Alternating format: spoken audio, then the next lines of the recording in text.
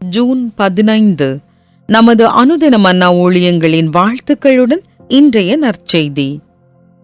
துண்டுகளை ஒன்றாக்குதல்.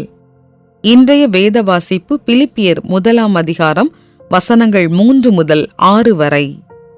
சுவிசேஷம் உங்களுக்கு அறிவிக்கப்பட்ட நாள் முதல் இதுவரைக்கும் நீங்கள் அதற்கு உடன்பட்டவர்களானபடியால் நான் பண்ணுகிற ஒவ்வொரு விண்ணப்பத்திலும் உங்கள் அனைவருக்காகவும் எப்போதும் சந்தோஷத்தோടെ விண்ணப்பம் பண்ணி, உங்களில் நற்கிரியையை தொடங்கினவர் அதை இயேசு கிறிஸ்துவின் நாள் பரியந்தம் முடிய நடத்தி வருவார் என்று நம்பி நான் உங்களை நினைக்கிற பொழுதெல்லாம் என் தேவனை ஸ்தோத்தரிக்கிறேன்.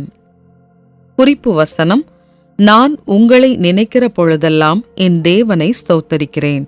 பிலிப்பியர் 1:6. கொரோனா தொற்றின் நிமித்தம் எல்லோரும் தனிமைப்படுத்தப்பட்டு வீட்டில் அடைப்பட்டிருக்கும் போது எங்களுடைய குடும்பம் ஒரு உத்வேகமான முயற்சியை ஏறெடுத்தோம். 18,000 துண்டுகளை ஒன்றிணைக்கும் ஒரு புதிர் விளையாட்டை மேற்கொண்டோம். அந்த விளையாட்டை ஒவ்வொரு நாளும் நாங்கள் விளையாடினாலும் அது முடிவடைவதாக தெரியவில்லை. நாங்கள் அதை துவங்கி 5 மாதங்கள் ஆன பின்பு 9க்கு 6 அடி அளவுள்ள அந்த படத்தின் கடைசி துண்டை இணைத்தோம். அது எங்கள் உணவு அறையின் தளம் முழுவதையும் நிரப்பிற்று. சில வேளைகளில் என்னுடைய வாழ்க்கை இந்த பெரிய புதிரின் துண்டுகளைப் போல் தளத்தில் சிதறியிருக்கிறது. தேவன் என்னை முற்றிலும் இயேசுவை போல் மாற்றும் முயற்சியில் ஈடுபட்டிருக்கிறார் என்னும் நிஜத்தை நான் தெரிந்து கொள்ளும் போதும் அது ஒழுங்காய் நிறைவு பெறாதது போலவே தெரியும். பிலிப்பியர்களுக்கு எழுதிய நிருபத்தில் பவுல் அவர்கள் செய்த நல்ல கிரியையின் காரணமாக அவர்களுக்காக மகிழ்ச்சியுடன் ஜெபிப்பதாக கூறி அவர்களை ஊக்குவித்தது எனக்கு ஆறுதல் அளித்தது. ஆனால் அவருடைய நம்பிக்கை அவர்களுடைய திறமைகளில் அல்ல, உங்களில் நற்கிரியை தொடங்கினவர் அதை இயேசு கிறிஸ்துவின் நாள் பரியந்தம் முடிய நடத்தி வருவார் என்று நம்புகிறார்.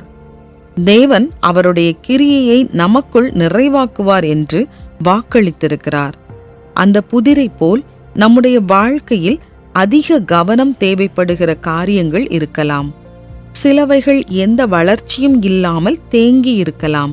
ஆனால் நம்முடைய உண்மையுள்ள தேவன் நம்முடைய சிதறிய துண்டுகளை நிச்சயமாய் ஒன்று சேர்த்து நம்மை நிறைவாக்குவார் என்று நாம் உறுதியாய் நம்பலாம்.